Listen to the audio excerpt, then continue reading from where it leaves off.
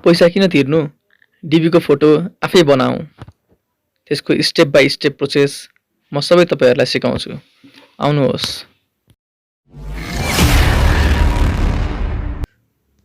नमस्कार, तपाईलाई मेरो YouTube च्यानलमा स्वागत छ।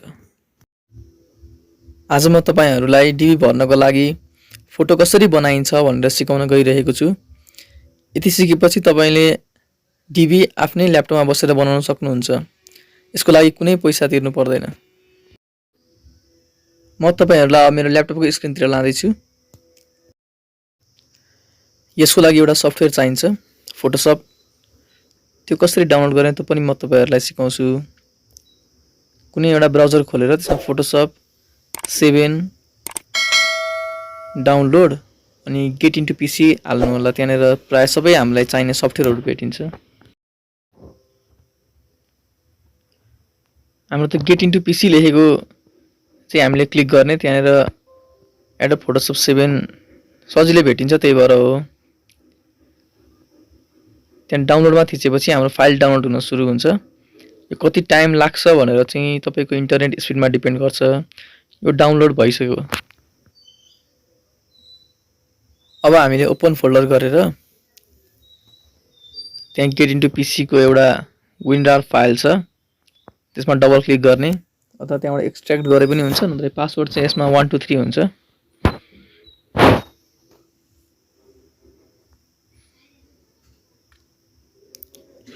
त्यहाँ देख्न सकिन्छ एड फोटोशप लेखेको।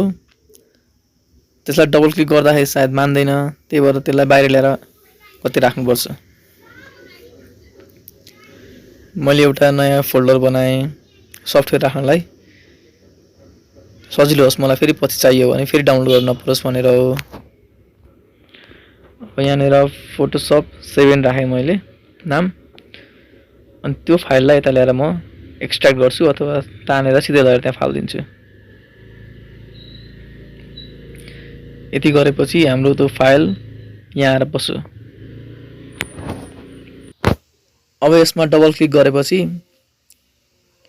हाम्रो प्रोसेस अगाडि बढ्छ। मेरो ल्यापटप चाहिँ अलि स्लो छ।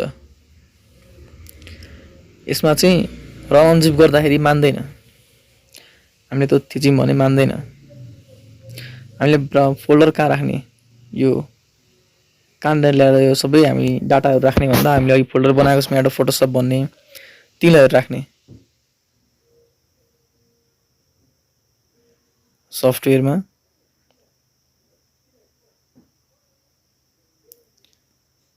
फोटोशप 7 मैले मेरो फोल्डर भेटे, ओके गर्दिन्छु। त्यसपछि म रन यो गरे भने यसले मान्दैन, त्यसले अनजिप मात्र गर्नुपर्छ त्योदेखि माथिको। यति गरेपछि सबै फाइल त्यो भित्रको चाहिने फोल्डरहरु बाहिर आएर बस्दिन्छ। यहाँ देख्न सकिन्छ अब 21 फाइल्स भनेको छ। फोटोशप भन्ने नयाँ एउटा फोल्डर बनेको छ। फोल्डरमा जाने अनि त्यहाँनेर सेटअप भन्ने अप्सन छ, सेटअप गर्ने।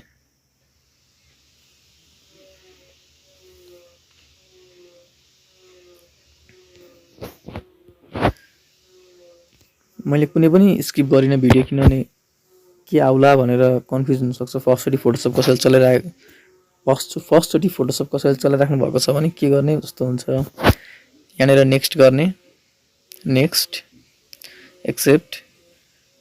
अनि यहाँनेर जे राखे टाइटल जे राखे पनि हुन्छ, फुल नेम जे राखे पनि हुन्छ, लास्ट फ्यामिली नेम जे राखे पनि भयो, कम्पनी जे राखे पनि भयो। त्यही भएर म र्यान्डम राख्दिन्छु। मैले फुल नेममा पूर्व राख्दिएँ, फ्यामिली नेममा पनि जे मन लाग्यो त्यही राख्दा हुन्छ। यस्तो ठ्याक्कै राख्नुपर्छ भन्ने छैन। अब हामीलाई कोड चाहिँ हामीले यहाँबाट हेर्नुपर्छ। कोड हामीसँग यहाँ छ। त्यहाँ फोटोशप 7 सिरियल भनेर नयाँ नोटप्याड जस्तै आएको छ, नोटप्याडै आएको छ। त्यसमा हाम्रो कोड छ, त्यसलाई मैले कपी गरेँ अनि यहाँ सिरियल नम्बरमा पेस्ट गरिदिएँ अनि नेक्स्ट गरेँ, यस गरेँ। टिपिकलै गर्छु म। टिपिकल गरेर नेक्स्ट अथवा फिनिश गरेँ, नेक्स्ट नेक्स्ट। अब फोटोशप फाइनली इन्स्टल हुन थाल्यो।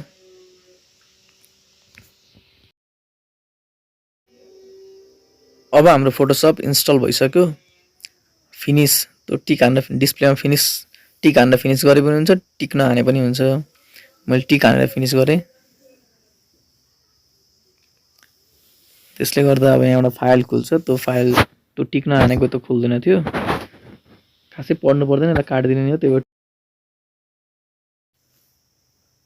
यो गर्दाखेरि मैले धेरैवटा यहाँ फोल्डरहरू फाइलहरू खोलेको रहेछु, त्यसलाई सबै काट्छु।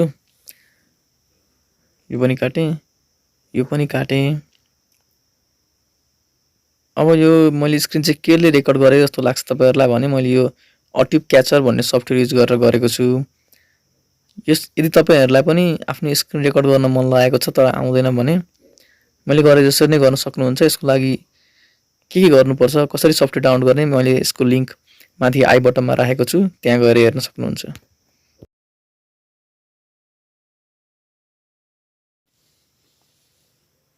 यति गरिसकेपछि हामीले त्यहाँ सर्च बारमा गरेर टाइप हियर टु सर्च लेखेको ठाउँमा फोटोसप 7 सर्च हान्ने। माथि एडोब फोटोसप 7 आइसक्यो, हामीले त्यसमा क्लिक गर्ने। त्यसपछि फोटोसप खुल्छ। सुरुचोटि हामीले फाइल अथवा यो सफ्टवेयर खोल्दाखेरि त्यहाँ इन्स्ट्रक्सनहरू सोधेको हुन्छ, यस यस गरे पनि हुन्छ, त्यति धेरै खासै केही फरक पर्दैन त्यसले। हामी फाइलमा गएर ओपन गरेर आफूले कुन भर्खर फोटो खिचेको छ त्यो फोटो ल्याउने, सिलेक्ट गरेर ओपन गर्ने। अब हामीलाई एक्चुअल साइज त यो छैन, हाम्रो जुन रिक्वायरमेन्ट छ हामीसँग डिबीमा हामीले त्यो फुलफिल गर्नुपर्छ। त्यही भएर हामीले त्यहाँ थर्ड बारमा थर्ड रोमा फर्स्ट कलमको थर्ड रोमा एउटा टुल छ, त्यो टुलमा क्लिक गरेर मैले क्लिक गरिसकेको छु। त्यसपछि हामीले त्यहाँ ठ्याक्कै एरो लगेँ अहिले मैले। त्यसपछि हामी माथि विड्थमा मिलाउने। विड्थ हाम्रो कति राख्ने 2 अनि स्पेस अनि आइएन दाब्ने 2 इन्च भनेको, हाइट पनि 2 स्पेस आइएन 2 इन्च र रिजोल्युसन भनेको 300 पिक्सल्स पर इन्च, त्यो पनि याद गर्नुपर्छ, पिक्सल्स पर इन्चमा आउनुपर्छ। त्यसपछि हामीलाई कति फोटो चाहिन्छ त्यति फोटो सेलेक्ट गर्ने। फोटो सेलेक्ट गर्दा यसरी गर्ने कि हाम्रो जुन टाउको माथि टाउकोदेखि चिनसम्म भनेको चिउँडोसम्म हाम्रो फोटोको हाइटको 50% भन्दा बढी हुनुपर्छ त्यो भाग चाहिँ। त्यसरी गरेपछि मात्र डिबीले लिन्छ। र फोटो क्लियर हुनु पर्यो, कुनै स्याडोहरू अथवा छायाहरू हुनु भएन, फेसमा पनि ब्याकग्राउन्डमा पनि, र ब्याकग्राउन्ड प्लेन हुनुपर्छ। जुनसुकै कलर भयो भने समस्या भएन, तर ब्याकग्राउन्ड प्लेन हुनुपर्छ। फोटो क्लियर भिजिबल हुनुपर्छ, क्लियर देखिनुपर्छ, आँखा क्लियर हुनुपर्छ। फोटोलाई एडिट गर्दाखेरि कपालको तपाईँको हेयर लाइनहरू बिग्रेको छ भने त्यसले पनि काम गर्दैन, तपाईँको नेचुरल जस्तो छ त्यस्तै हुनुपर्छ। त्यही भएर यसलाई चाहिँ फोटोसपमा राखेर एडिट गरेर पछाडि ब्याकग्राउन्ड बनाउँछु भनेर गर्नुभयो भने इरर हुने चान्स बढी हुन्छ। हामीले त्यति सिलेक्ट गरेर इन्टर गरेपछि हाम्रो ठ्याक्कै आउँछ फोटो। अनि फाइलमा गएर सेभ एज गरेर जेपिजी भन्ने हुन्छ, जेपिजी फर्मेट जेपिजी नै छ, त्यहाँ के चेन्ज गर्नु पर्न, फाइल नै मैले डिबी राखेर सेभ गरिदिन्छु। यति गरेपछि खासै फरक पर्दैन, कहाँ फोटो सेभ हुन्छ त्यो पनि हामीले मिलाउन मिलिहाल्छ। त्यहाँ मेरो डाउनलोड्समै सेभ भइरहेको छ यो। सेभ गर्दाखेरि क्वालिटी हेर्नुपर्छ हामीले, त्यो स्मल फाइल लार्ज फाइल भनेको छ नि। हाम्रो त्यहाँनिर हाम्रो रिक्वायरमेन्ट के छ, डिबीको भन्दा 240 KB भन्दा सानो हुनुपर्छ भनेको छ। हामीले त्यसलाई स्मल फाइल लार्ज फाइल गर्दै जाने। त्यहाँ मुनि पनि हेर्न सकिन्छ साइज लेखेको छ, त्यहाँ चाहिँ 240 क्रस हुनु भएन। हामीले जति सक्दो क्वालिटी राम्रो दिने, तर 240 नबढाउने। मेरो अहिले 230 आएको छ, त्यो म लार्जको पनि फुलमा गर्दा 230 आयो, कुनै बेला बिचतिर हुँदाखेरि स्मल र लार्जको बिचमा हुँदा 230 आउँछ, 235 आउँछ। अहिले मेरो लार्जमा आएको छ 230, त्यही भएर मैले लार्ज नै छोडिदिएँ, किन 240 क्रस भएन। साइज चेन्ज हुन्छ, त्यहाँ त्यसरी हेर्न सकिन्छ, साइज चेन्ज हुन्छ। मैले ओके गरिदिएँ, मेरो यो फोटो सेभ भयो। मैले यो फोटो अब मेरो डिबी फर्म भर्दाखेरि युज गर्न सक्छु।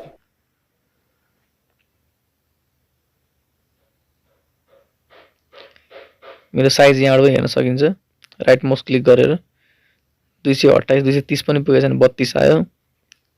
228 र 32 साइज र साइज अन डिस्क भने खासै असर पर्दैन यसले, 240 भन्दा कम हुनु पर्यो। मेरो यो फोटो मेरो डिबीको लागि रेडी भयो।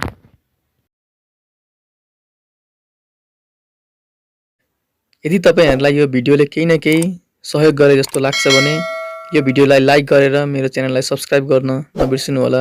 धन्यवाद।